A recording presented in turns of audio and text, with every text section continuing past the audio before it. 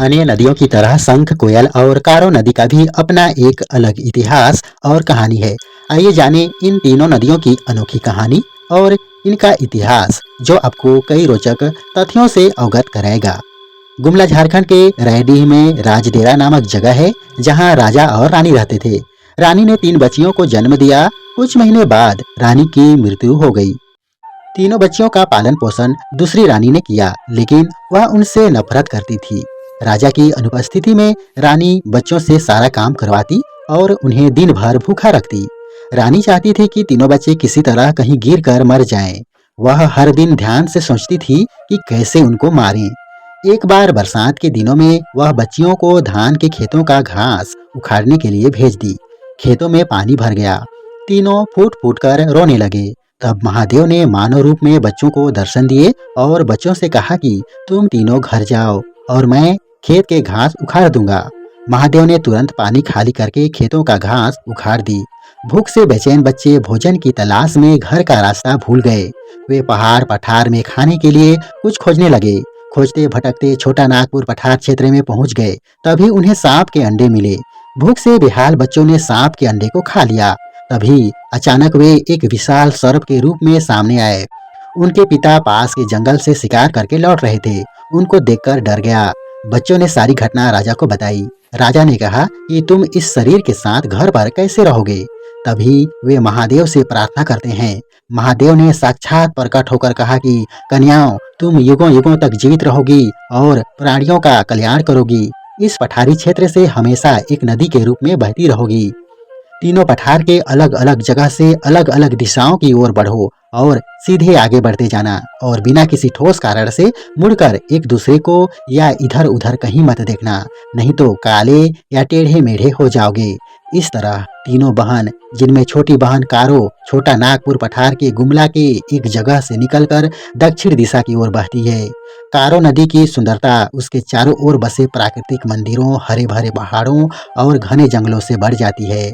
मझली बहन कोयल छोटा नागपुर पठार के रांची के नगरी नामक जगह से निकलती है। वहां से पश्चिम दिशा की ओर जाती है। बड़ी बहन शंख छोटा नागपुर पठार के गुमला के ही चैनपुर के एक जगह से निकलती है। तीनों बहनें अपना अपना रास्ता बनाकर निकल गईं। शंख नागपुर पठार से अपने पिता का निवास स्थान राजा डेरा होकर आगे बढ़ती है। वह गुमला के चैनपुर से सिमडेगा में रैडीह राजा डेरा होते हुए आगे बढ़ी। उसी आसपास वह जिस रास्ते से जा रही थी, एक जगह पहाड़ पर सुगा पक्षियों का बसेरा था। पक्षियों ने कहा कि यह हमारा घर है, हमारे छोटे छोटे बच्चे हैं, तुम थोड़ा दूसरे रास्ते से होकर जाओ। शंख ने बात मान ली और थोड़ा किनारे से एक बड़ी चट्टान को काट कर गिरा दी। तब से उस जगह को सुगा काटा कहते हैं।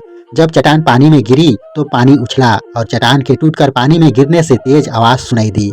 आवाज सुनकर दीदी क्या हो रही है कहते हुए कोयल पश्चिम दिशा तरफ जाना छोड़कर लोहरदगा के एक जगह से दक्षिण की ओर तेजी से बढ़ती है। फिर कारो किधर जा रही है यह देखने के लिए एक धोबनी नामक जगह पर थोड़ा पूर्व मुड़ जाती है और देखती है कि कारो भी उसके तरफ ही तेजी से आ रही है और वह पुनः दक्षिण की ओर बढ़ जाती है। बात करें कारों की तो छोटा नागपुर के गुमला से निकलकर रांची पूर्व की ओर बढ़ रही थी, किंतु वह भी दक्षिण की ओर मुड़ जाती है। बिना किसी वजह से किसी को कहीं भी मुड़कर नहीं देखना था, पर कोयल और कारो ने ऐसा ही किया, इसलिए कारो काली हो जाती है। दोनों बहनें पश्चिम सिंहभूम में एक जगह शेरगंडा पर मिल जाते हैं और टेढ़े मेढ़े हो जाते हैं। टेढ़े मेढ़े बहकर खूबसूरत कोयल कारो नदी घाटी बनाते हैं। शंख ने अपनी गति बढ़ा दी और आगे बढ़ जाती है। शंख पक्षियों का बसेरा बचाने के लिए थोड़ा सा हट जाती है, इसलिए वह स्वच्छ और उज्जवल ही रही। आगे उड़ीसा में वेदव्यास नामक जगह पर कोयल कारो अपनी बड़ी दीदी शंख से मिल जाते हैं। वहीं उनका नाम ब्राह्मणी पड़ता है। इस तरह से तीनों बहनें एक साथ पुनः मिल जाते हैं। ये तो हुई कहानी। अब थोड़ा संक्षिप्त में इन नदियों के बारे में थोड़ी और जानकारी हो जाए। शंख नदी का उद्गम स्थल पाट क्षेत्र का दक्षिण भाग छोटा नागपुर पठार, जिला गुमला, अनुमंडल चैनपुर, प्रखंड डुमरी, गांव लुपंगपत है। ये झारखंड के 2 ही जिले से गुजरता है, गुमला और सिमडेगा, और भारत के 3 राज्यों से गुजरती है, झारखंड, छत्तीसगढ़ और उड़ीसा। शंख नदी का मुहावना है जहाँ मिलती है दक्षिण कोयल नदी और ब्राह्मणी। गुमला से रैडीह जगह से सिमडेगा में प्रवेश करता है। रैडीह में राजा डेरा के पास सदनी जलप्रपात बनाता है।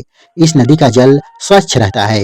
दक्षिण कोयल नदी का उद्गम स्थल रांची पठार के दक्षिण भाग छोटा नागपुर पठार जिला रांची के नगरी नामक जगह से निकलती है और बसिया नामक जगह से पश्चिम सिंहभूम में प्रवेश करता है और शंख नदी से कोयल नदी गंगापुर उड़ीसा में मिल जाता है।